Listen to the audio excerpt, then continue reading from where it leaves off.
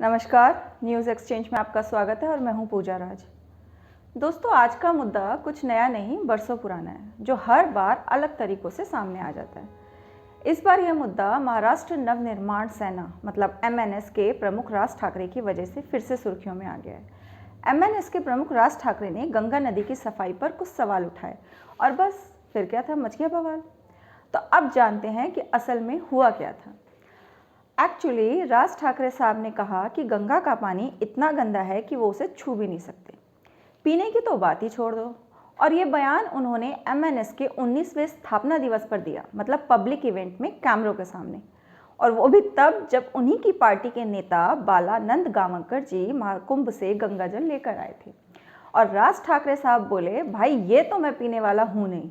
इतना ही नहीं, उन्होंने ये भी कह दिया कि संगम में स्नान से पाप धुल जाते हैं, मुझे तो इस पर भी शक है। फिर ये भी बोला कि आस्था का भी कोई मतलब होना चाहिए।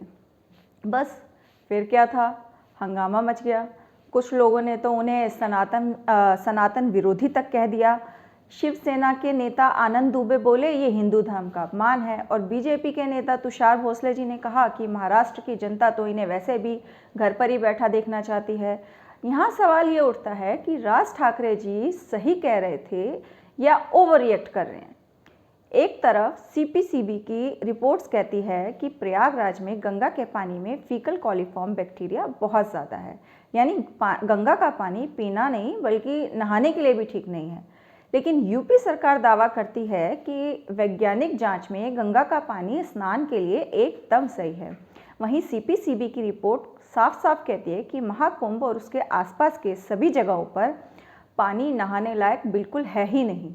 इतने ही डॉक्टर्स ने बताया कि कुंभ से लौटे कई लोगों में loose motions, diarrhoea, skin problems, hepatitis जैसी बीमारियों की समस्या पाई गई है। सरकार दावा करती है कि गंगा में 1100 प्रकार के बैक्टीरियोफेज हैं जो गंगा के पानी को नेचुरली क्लियर करती है, जबकि साइंटिफिक रिसर्च कहती है कि बढ़ते हुए पॉल्यूशन के कारण ये नेचुरल प्रोसेस अब इफेक्टिव नहीं है। और अगर सरकार का दावा सही माने तो 2014 में जो गंगा की सफाई के लिए नमामि गंगे परियोजना शुरू की गई थी, जिसमें अब तक 40,000 करोड़ से भी ज़्यादा खर्च किए जा चुके हैं, उसकी क्या ज़रूरत थी। अब हमारे लिए पहली प्रॉब्लम तो यही है कि सुने किसकी, साइंस की या गवर्नमेंट की, क्योंकि गवर्नमेंट तो साइंस की सुनती नहीं है। दोस्तों, मेन मुद्दा ये है कि गंगा हमारी पवित्र नदी है, लेकिन अगर वो साफ नहीं रहेगी तो श्रद्धा से ज़्यादा बीमारियां फैलाएगी। इसके लिए हम सभी को मिलकर एक साथ आना होगा। गंगा में प्लास्टिक ना फेंकें, कचरा ना फेंकें, खतरनाक केमिकल और गंदगी को किसी भी नदी में जाने से रोकना होगा। नेताओं को सिर्फ बहस में नहीं बल्कि सफाई अभियान में हिस्सा लेना होगा। सरकार को गंगा के लिए कुछ ठोस कदम उठाने होंगे, जिससे गंगा भी बचे और हमारी आस्था भी, क्योंकि माँ गंगा नदी है, कोई डस्टबिन नहीं।